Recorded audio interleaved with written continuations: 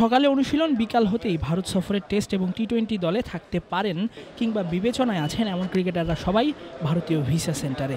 উদ্দেশ্য ভারত সফরের জন্য ভিসা প্রক্রিয়ার অংশ হিসেবে ছবি ও ফিঙ্গারপ্রিন্ট প্রদান করা। হাতে খুব বেশি সময় নেই, সব ঠিক থাকলে আগামী 15 সেপ্টেম্বর ভারতের উদ্দেশ্যে উড়াল দেবে বাংলাদেশ দল। তার আগেই ঘোষণা হয়ে যাবে কারা থাকছেন সেই সফরের টেস্ট ও টি-20 দলে। ক্রিকেটাররা ছাড়াও এদিন ভিসা সেন্টারে সাধারণ মানুষ যারা ভিসা প্রত্যাশী তাদের ভিড়ও চোখে পড়েছে। আর নিজেদের ভিসার কাজ করতে এসে যখন তারা জাতীয় দলের তারকা ক্রিকেটারদের দেখা পেয়ে যান তখন তো সোনায় সোহাগা। 250-টিরও বেশি ডিজাইন অপশন নিয়ে ওয়ালটন স্মার্ট ফ্রিজ, বোঝে আপনার প্রয়োজন।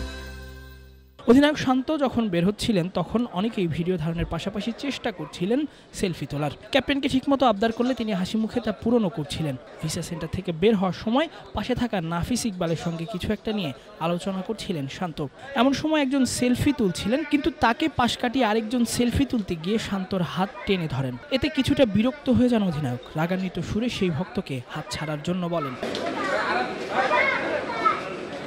ওই ভক্তের সঙ্গে রাগ করে বের হওয়ার সময় আবারও এক ভক্ত একটা ছবি তোলার আবদার করলে ঠিকই অধিনায়ক দাঁড়িয়ে তার সঙ্গে ছবি তোলেন। তাতে এটা স্পষ্ট হয় শালীনতা বজায় রেখে ভক্তদের একটা সেলফির আবদার করলে তাদের নিরাশ করেন না ক্রিকেটাররা।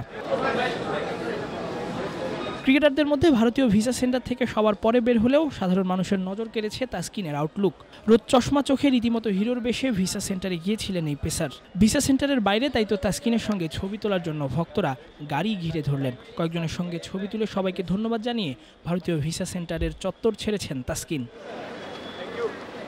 বেশ কয়েকজন তরুণ উদীয়মান ক্রিকেটারদের সঙ্গে ভিসা সেন্টারে দেখা গেল নাসুমকে। এতেই বোঝা যায় দল ঘোষণা না হলেও তিনি টি-20 স্কোয়াডের বিবেচনাতেই আছেন। এছাড়া মাহমুদুল্লাহ রিয়াদ, রিপন মণ্ডলদেরও দেখা গেছে। ছিলেন সাইফ হাসানরাও। এখন দেখার বিষয় ভিসা করানো হলেও দলে শেষ পর্যন্ত কারা থাকেন। তাসফিক পলক, ক্রিক ফ্রেঞ্জি।